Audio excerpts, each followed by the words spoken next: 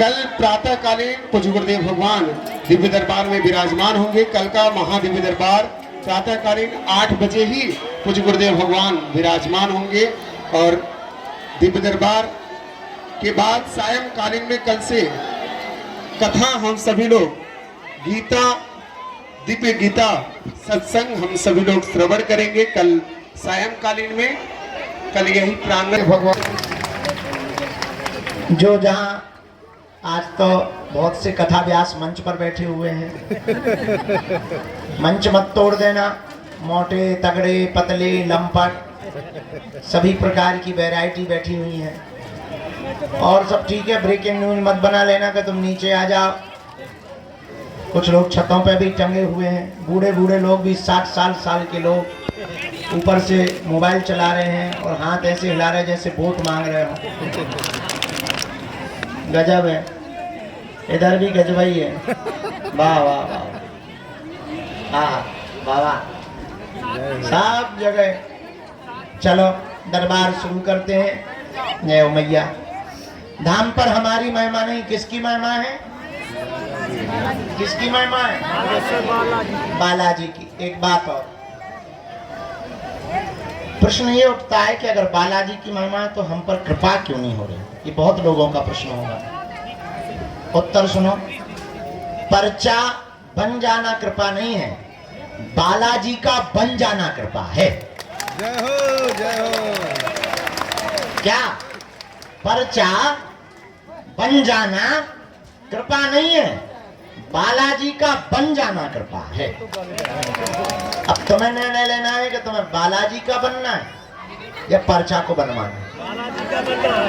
बालाजी का बनोगे तो समझेगा, ऐसे समझो। हाँ हाँ हाँ, किसी देश के प्रधानमंत्री को अपना मित्र बना लो तो मुख्यमंत्री अपने आप मित्र बन जाएंगे। अब फुटकर मुख्यमंत्रियों को तुम मित्र बनाओगे तो 29 राज्य जाना पड़ेगा, तब बना पाओगे। एक प्रधानमंत्री को पकड़ लो, साहब तुम्हारे आगे पीछे डोलेंगे। ऐसे ही एक बालाजी सुपर पावर है, उनको पकड़ लो, साहब अपने आप आगे पीछे डोलेंगे, तुम्हारा काम भी सफल होने लगेगा। तो पर्चा बन जाना बड़ी बात नहीं है, बालाजी का बन जाना बड़ी बात है। दूसरी बात, एक गांव का आदमी मार्केट जा रहा था, पत्नी ने कहा कहाँ जा रहे हैं? बोले बाजार जा रहे हैं। अच्छा, अच्छी बात है, बरसात का मौसम आ गया, एक काम करो छाता ले आना। छाता जानते हो? अम्ब्रेला, छाता ले आना। पर सुनो, मार्केट में ठगने वाले बहुत रहते हैं, आधे रेट पर लाना। वो जितना बोले उससे आधे ही बोलना, उतने में ही लाना। बेचारा सीधा साधा पति, पत्नी का परम आज्ञाकारी था। और आज्ञाकारी पत्नी के बहुत से पति होते ही हैं ज्यादा था, और आज्ञा का उल्लंघन भी नहीं करते कुछ तो। उसने भी उल्लंघन नहीं किया, बाजार गया, छाता के लिए दुकान वाले से कहा कि छाता दिखाओ। उसने छाता दिखाया, हरा पीला काला लाल सफेद। उसने छाता को देखा, दुकानदार से पूछा कितने रुपए? बोले 16। बोले ठग रहे हो, 8 रुपए देंगे, क्योंकि पत्नी का आज्ञाकारी था। 8 रुपए देंगे।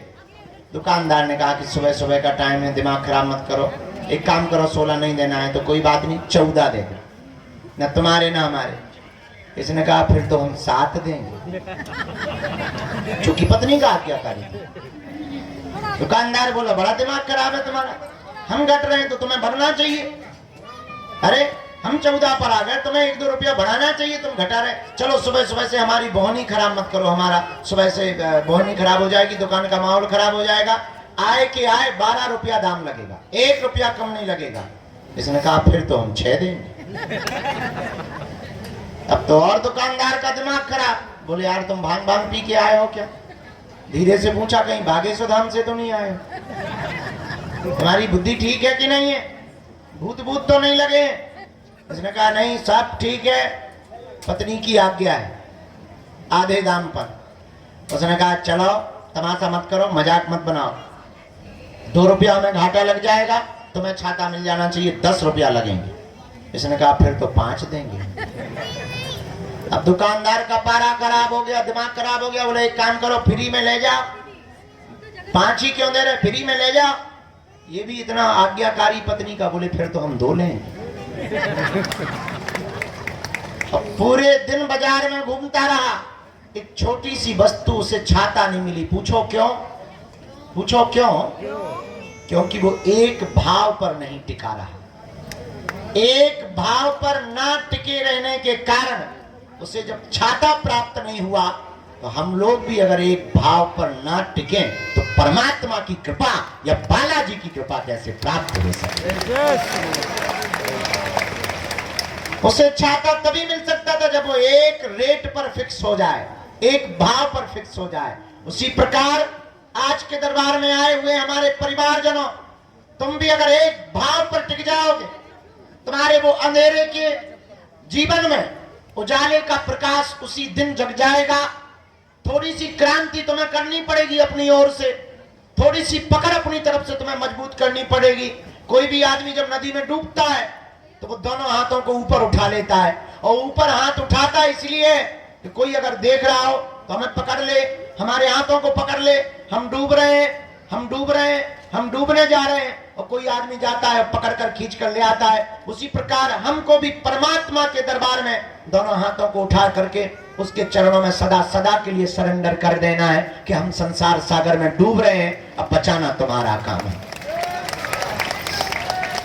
गिरना हमारा काम, उठाना भगवान का काम। उठाने का मतलब बिल्कुल उठाना नहीं समझना, ऊपर उठाना भगवान का काम है। इसलिए आज शनिवार के दरबार में आप आए हो, बहुत श्रद्धा पूर्वक आए हो। सदा सदा के लिए तुम एक काम करो, हमारे भी चक्कर में मत पड़ो, हम भी उल्लू ही हैं, मां पागल आदमी। कहां तुम हमारे पीछे पड़े हो? हमारा कोई ठिकाना है? कभी यहां कभी वहां कभी कहां। अब पता भी नहीं क्या क्या उपद्रव हम रचने वाले हो, कितने दिन उपद्रव रचते रहेंगे।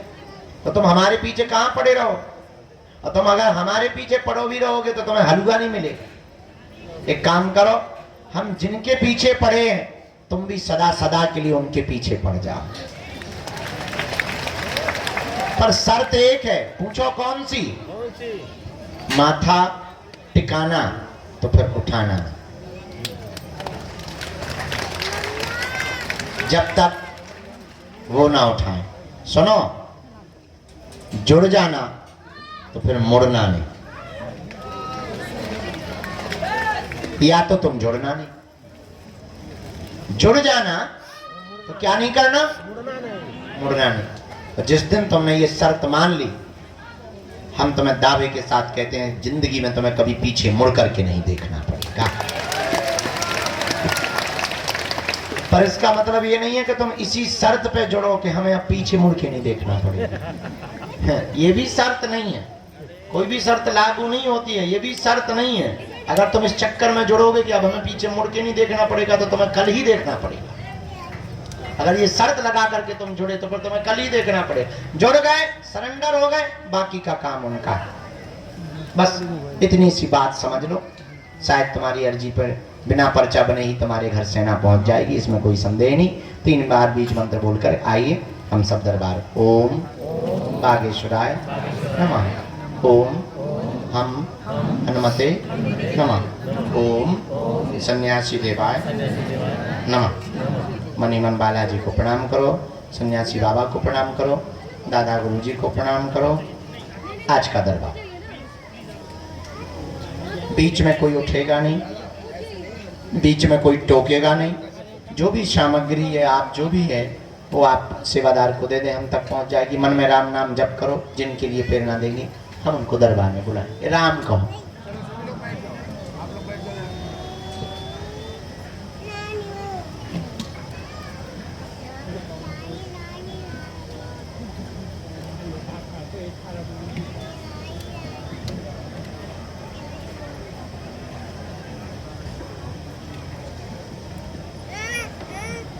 कहाँ से गई?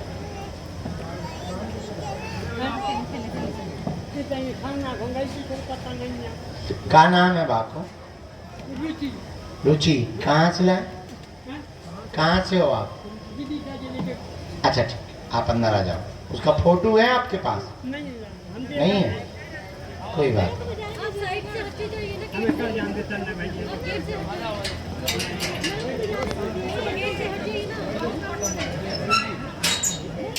आपको तो वहीं बैठना है बेटा, पीछे पहुंच जाओ, पीछे पहुंच जाओ पहले बेटा।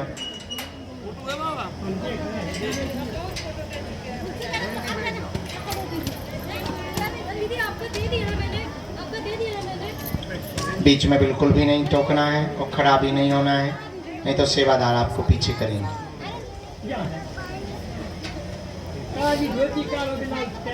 हाँ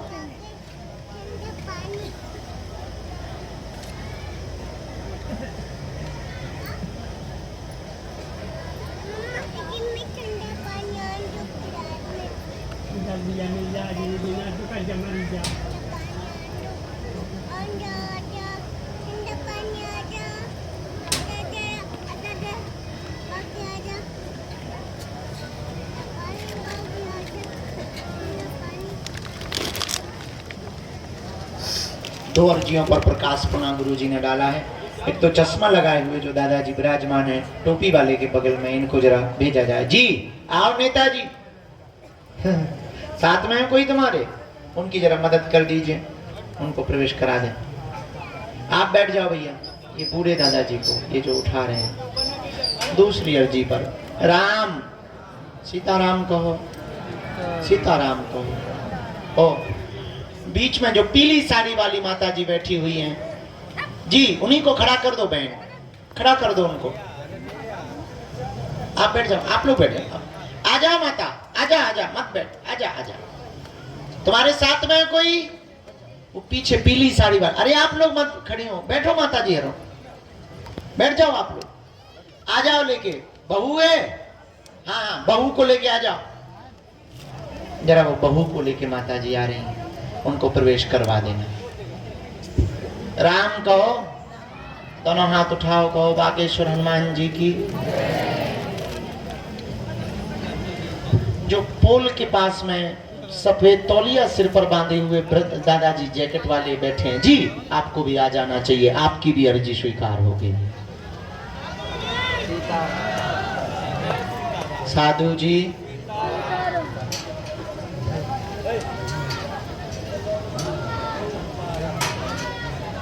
दादा उस गेट से ले जाओ, बोल देना हमने प्लेट दादा है, इधर मत लाओ, उधर वाली गेट से ले जाओ, अंदर ले जाओ, अंदर लगेगा प्लेट ला देंगे। सिर्फ 2 ही लोग आएंगे, आपके साथ में 4 लोग नहीं आ पाएंगे, सिर्फ 2 ही लोग आ पाएंगे।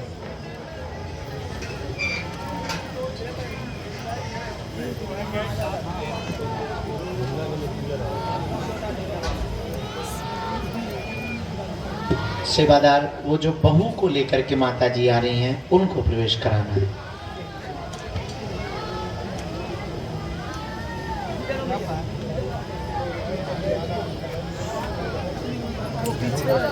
पीछे वाली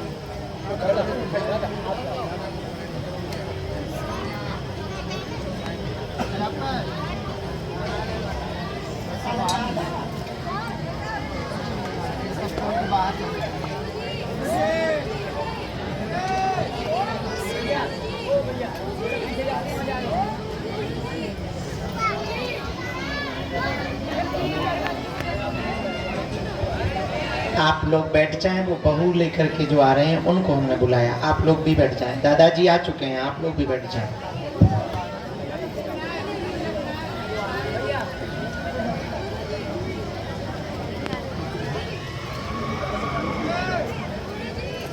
आओ चेला, क्या हाल है? ऊधम कहाँ मचा रहे हो?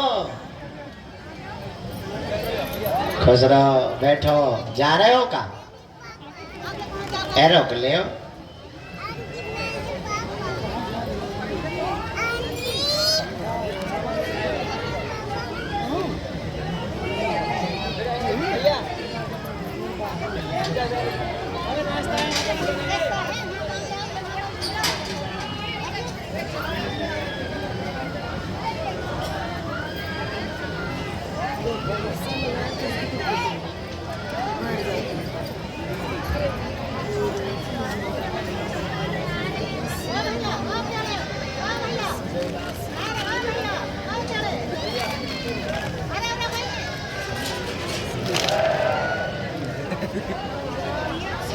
बैठ जाओ माता जी।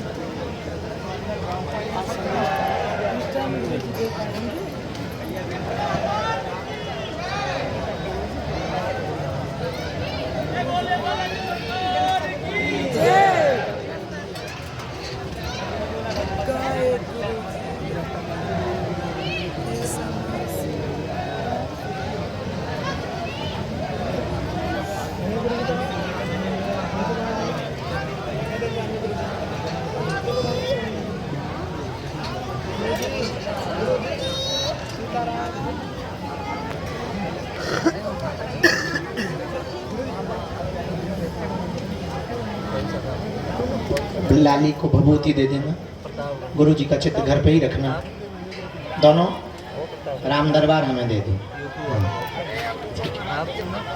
और छा रही कि कन्या विवाह में आ जाना, और छा में बहुत भीड़ हो जाएगी, कन्या विवाह में आना 26 फरवरी। हाँ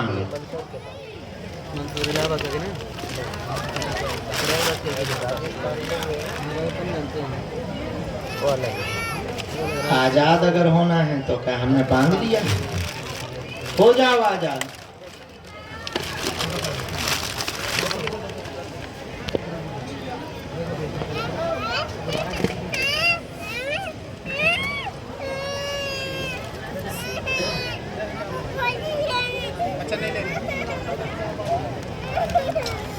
सीताराम को आशीर्वाद वाले। आइए दादा, कहाँ से आए? दिल्ली में। पेशी कौन करेगा? हाँ ठीक, पर पूरी पेशी का नियम करना पड़ेगा, ये भर ध्यान रखना है।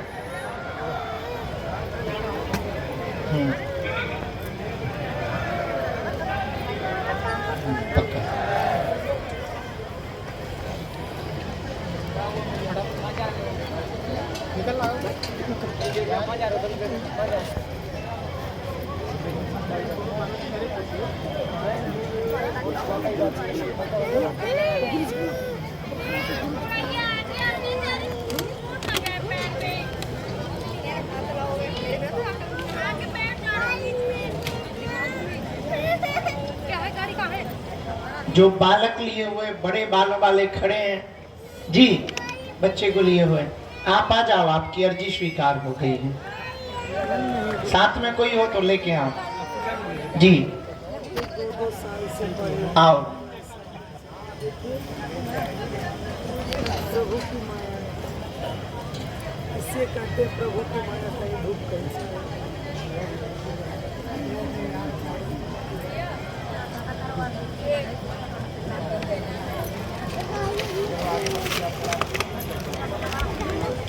बोलो क्या बात है?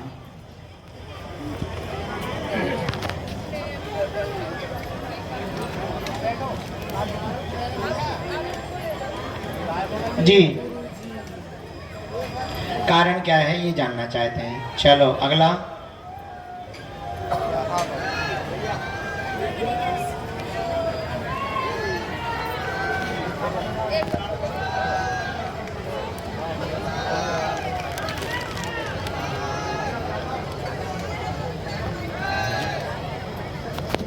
ठीक है, और कोई बात? जी,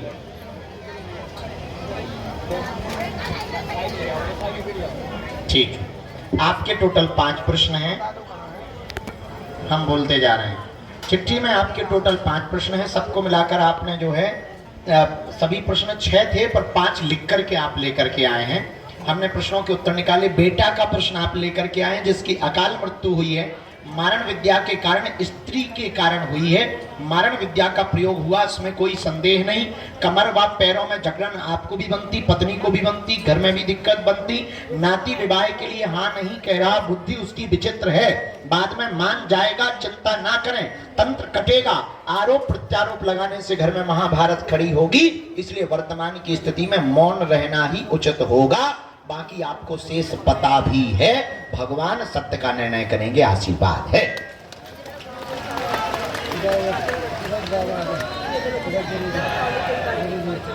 करके ना ना बाद में हमें लगेगा।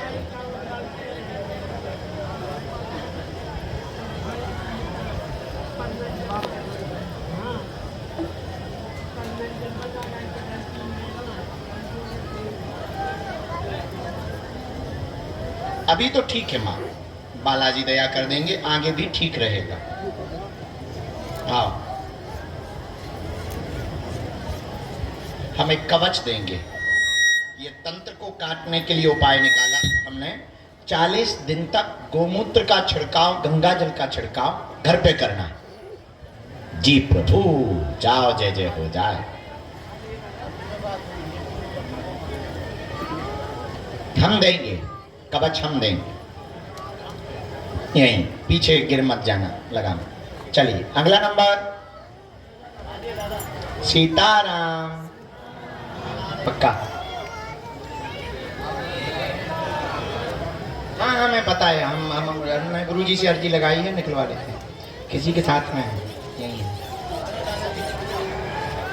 आराम से जरा हाथ पकड़ लेना, कोई सहयोग कर देना। हाँ, खाना कहाँ ही है।